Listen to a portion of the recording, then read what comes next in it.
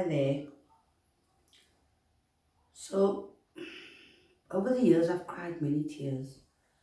And you know what? I've thought, especially during this lockdown, that finally this activity towards understanding racism, that racism will change when we as black people practice patience towards white people.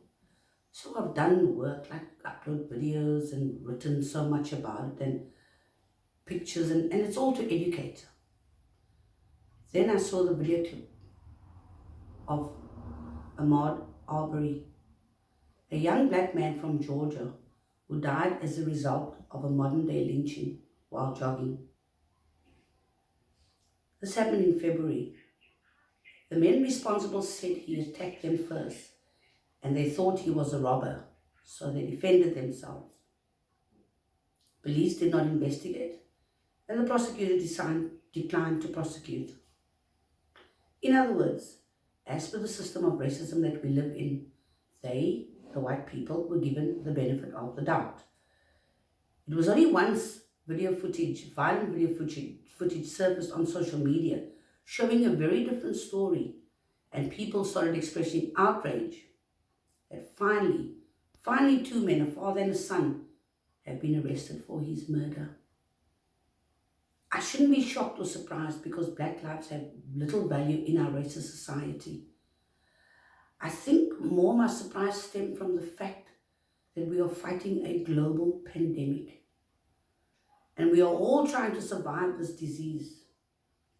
Yet racism and hate trumps even COVID-19.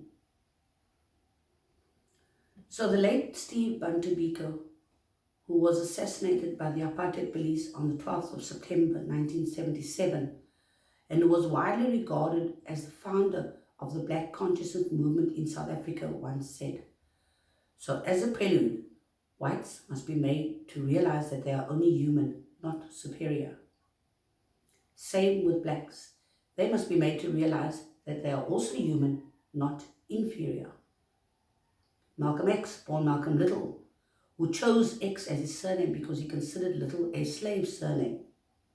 So he chose X to signify his lost tribal name.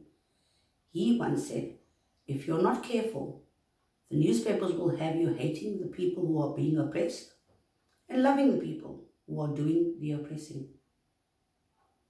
So discursive as in discourse.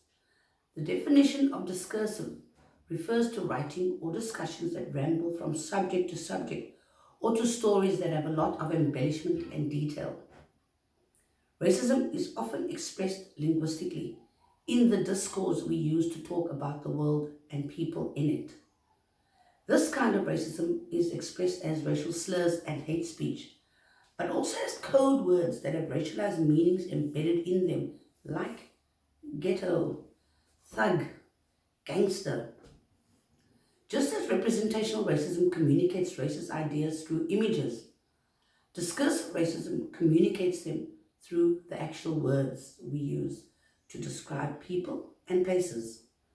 Using words that rely on stereotypical racial differences to communicate explicit and or implicit hierarchies perpetuates the racist inequalities that exist in our society. Media is not only print media, but all aspects of media, like Facebook, Twitter, or YouTube.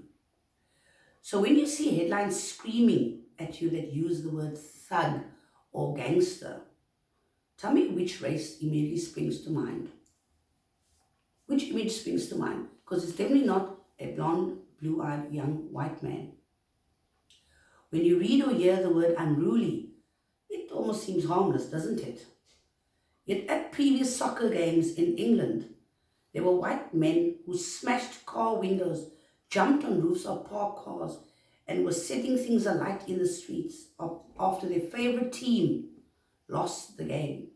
And headlines read, "Unruly Youth." So discursive racism is evident on most media platforms, yet you often read without questioning. Given that images are visceral to people, how often do you see a white murderer who appears in court in a suit, looking as if he's there to pay a traffic fine? And how often do you see a black or brown person who is up on a same or lesser charge, being presented to court and to the media in the orange prison suit and shackled or handcuffed, or sometimes both. What springs to mind when you see these polar opposite images? Of course, you're naturally going to think that the black man is violent, hence they had to shackle him. In my video on systemic racism, when I illustrated black people going to the beach in Durban, often they would be described as the black wave or oil slick and so forth. And you're willingly sharing those images, and if you willingly share those images, you are as guilty as the person who wrote or posted it. Just imagine how much better it would be if headlines could read, "Influx of tourists great for a boost to Durban's tourist sector."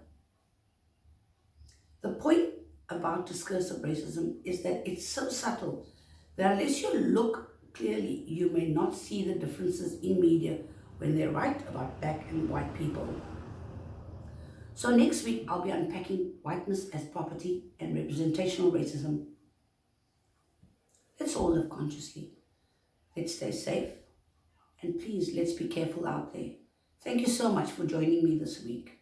Bye. It's bad, it's